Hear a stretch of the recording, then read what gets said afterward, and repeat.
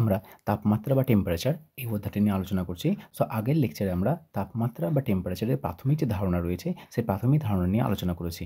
তাপমাত্রার রূপান্তর তাপমাত্রার রূপান্তর বলতে কী বোঝায়? তাপমাত্রার রূপান্তর হলো এক স্কেল থেকে অপর একটা স্কেলে আমরা রূপান্তর করব, এবং এই যে রূপান্তরের বিভিন্ন পদ্ধতি রয়েছে, আজকের লেকচারে আমরা তাপমাত্রা রূপান্তরের প্রথম যে পদ্ধতি রয়েছে অর্থাৎ সেলসিয়াস স্কেল থেকে ফারেনহাইট স্কেলে রূপান্তর নিয়ে আলোচনা করব। অর্থাৎ কোনো একটা বস্তুর তাপমাত্রা সেলসিয়াস স্কেলে কিছু দেওয়া থাকবে, সেই তাপমাত্রাকে আমরা ফারেনহাইট স্কেলে রূপান্তর করলে কত পাওয়া যাবে সেটা নিয়ে আলোচনা করব।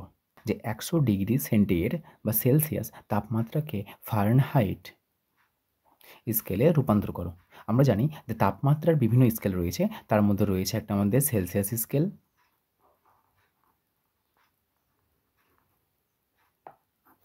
অপর একটি রয়েছে আমাদের ফারেনহাইট স্কেল।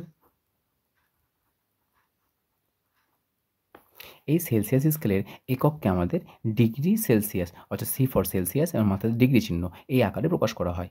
ফারেনহাইট স্কেলকে আমাদের F for Fahrenheit, degree Fahrenheit দিয়ে আমাদের ফারেনহাইট স্কেলকে সূচিত করা হয়। সুতরাং আমরা আজকের লেকচারে ডিগ্রি সেলসিয়াস থেকে ডিগ্রি ফারেনহাইটে কীভাবে রূপান্তর করা যায় সেটা নিয়ে আলোচনা করব। সুতরাং আমাদের ডিগ্রি সেলসিয়াস এবং ডিগ্রি ফারেনহাইট বলতে কী বোঝাচ্ছে?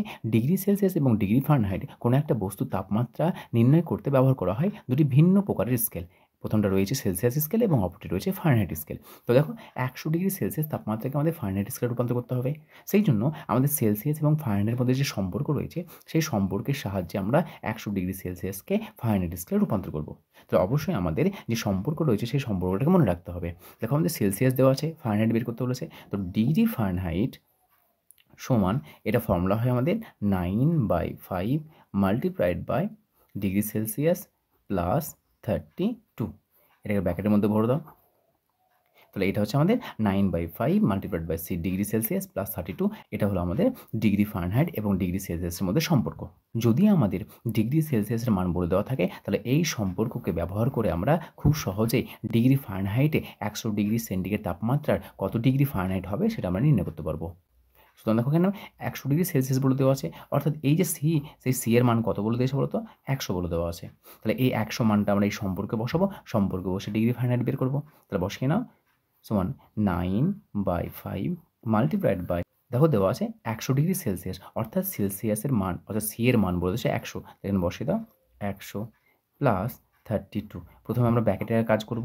তো 5-এর সঙ্গে কাটো এটাকে, 5 20 100 সমান, এটা আসছে আমাদের 9-এর সঙ্গে 20 গুণ হচ্ছে, তার মানে হচ্ছে আমাদের 180 প্লাস 32 সমান হচ্ছে আমাদের 212 ডিগ্রি ফারেনহাইট।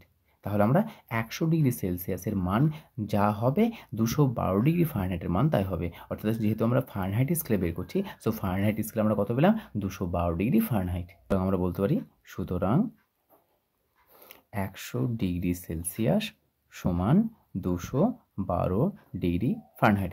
অর্থাৎ কোনো একটা বস্তুর সেলসিয়াস তাপমাত্রা হচ্ছে আমাদের 100 ডিগ্রি, সেই বস্তুর তাপমাত্রা হচ্ছে ফারেনহাইট স্কেলে 212 ডিগ্রি। কোনো একটা বস্তুর 100 ডিগ্রি টেম্পারেচার যতটা গরম হবে, 212 ডিগ্রি টেম্পারেচার ততটাই গরম হবে। শুধুমাত্র দুটি ভিন্ন স্কেল রয়েছে, প্রথমটা রয়েছে সেলসিয়াস স্কেল এবং দ্বিতীয়টি রয়েছে আমাদের ফারেনহাইট স্কেল। সুতরাং আমরা যে কোনো সেলসিয়াস তাপমাত্রাকে ফারেনহাইট স্কেলে রূপান্তর করার জন্য এই যে সূত্রটা রয়েছে, এই যে ফর্মুলা রয়েছে, সেই ফর্মুলাটা মনে রাখবে। কিন্তু ব্র্যাকেটের মধ্যে যেটা রয়েছে সেই প্রথমে কাজটা করবো আগে, তারপর আমরা তার সঙ্গে 32 যোগ করব।